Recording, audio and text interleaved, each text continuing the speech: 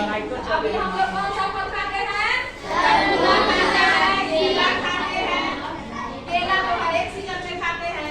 तो तरबूजा को यदि हम दो भागों में काट देते हैं, ठीक है, तो दो भागों में काट देते हैं तो दो टुकड़ा उसका बन जाता है। ऊपरी भाग कौन सा भाग हो जाएगा?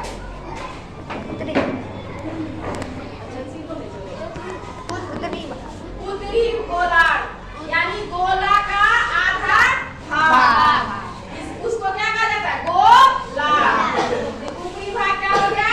उत्तरी गोलार्ध, और दक्षिणी भाग हो गया दक्षिणी गोलार्ध। दक्षिणी गोलार्ध।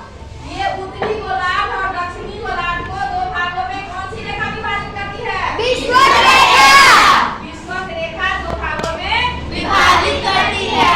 तो विषुवत रेखा को हम ऐसे भी जान सकते हैं, वैसी रेखा जो पृथ्वी को दो भागों में विभाजित करती है उसे कौन सी रेखा कहते हैं? विषुवत रेखा। और ये क्या है? मेन रेखा है ना?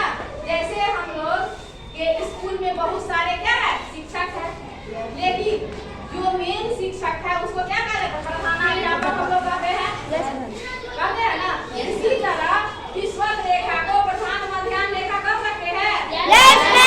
क्योंकि बहुत मोटी रेखाएं हैं और ये रेखा क्या है? पड़ी हुई है। कौन सी रेखा है? पड़ी रेखा। खड़ी रेखा तो है नहीं, तो पड़ी रेखा को कौन सी रेखा कहते हैं? अक्षांश रेखा। कौन सी रेखा कहते हैं? अक्षांश रेखा। जितनी भी पृथ्वी पर पड़ी रेखाएं रहेंगी उसे कौन सी रेखा कहेंगे? अक्षांश रेखा। और जो खड़ी रेखाएं ऐसे ऐसे खड़ी रेखाएं हैं उसे कौन सी रेखा कहेंगे? देशांतर रेखा। पड़ी रेखा को कौन सी रेखा कहेंगे? देशांतर रेखा। पड़ी रेखा को अक्षांश रेखा कहेंगे और खड़ी रेखा को देशांतर रेखा।